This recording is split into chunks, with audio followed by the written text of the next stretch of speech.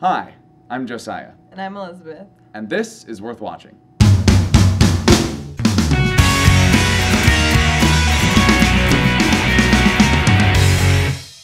Quick test to see if you're out of touch. If your kid drags you to see a movie about Michelangelo, Donatello, Leonardo, and Raphael, and you think you're going to see a movie about Renaissance artists, you're in for a surprise.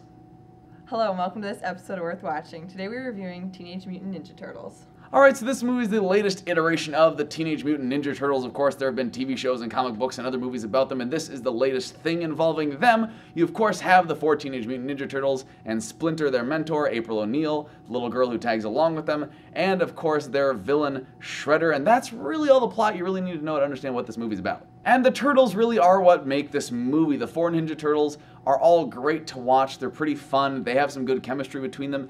Out of all of them, Raphael is really the only one who gets significant character development, so he's really the only one you really kind of care about throughout the movie. But they are, as a whole, the best part of the movie. The human characters, not so much. So out of all the Ninja Turtles, I liked Mike the best because I personally thought he was the funniest out of all of them. I didn't really get into the story of any of them because they really didn't have a story, but I liked Mike the best. But other than that, I agree. The human characters, they weren't very good. The Turtles were the best. Like, Megan Fox was horrible. Her acting was bad. Her dialogue was bad. All the actors' dialogue was bad. Like, they didn't really have much to work with. And everyone, it seemed like in this movie, was stating the obvious and always saying, like, what was going on, like you were stupid, like you didn't know what was going on. And right, there's a lot of expository dialogue. There's a lot of people saying either what they are doing or are about to do.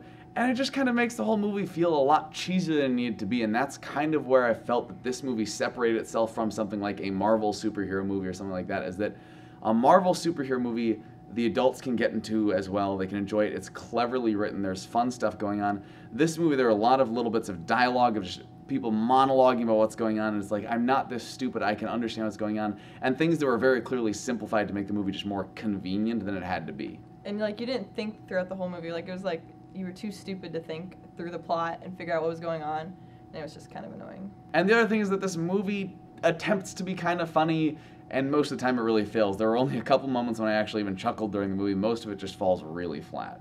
Yeah, and the trailer was kind of misleading. Like, I went into it thinking, okay, it might be kind of funny. I might enjoy this. And there was no, yeah, exactly, there was no parts where I laughed really hard.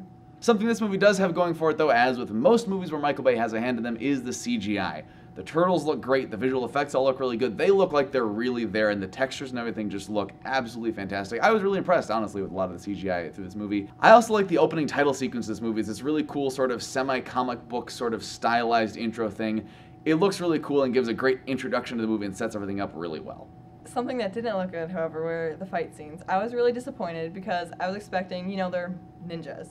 It's gonna have cool fight scenes, right? Well, I felt like they didn't show very much of it. They had good, like, sound effects and stuff like that, but I thought the fight scenes were really disappointing. Yeah, there was some stuff that I thought looked good, and a lot of it was, though, just too quickly cut together and stuff where you just couldn't really discern what was going on that well. Yeah, it would just kind of flash by, and you kind of saw people, like, tumbling around, but you couldn't really tell what they were doing, and it wasn't very good. So on a scale of A through F, what would you rate this movie? I'm gonna give it a C. I think the movie's really designed for, like, 12 to 14-year-olds, because I feel like if I was in that age range, I would have enjoyed it a lot more.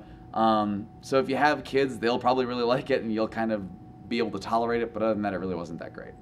What would you give it? I would give it a low C, a very low C, because it wasn't boring. You know, I could sit through it and kind of enjoy it, but it just But you feel kind of stupid afterwards. Yeah, you really do feel stupid after you watch it, and that's never a good thing. Thanks for watching this episode of Worth Watching. Remember to like the video if you like it, comment down below on your thoughts of the Teenage Mutant Ninja Turtles, and subscribe if you want to see more.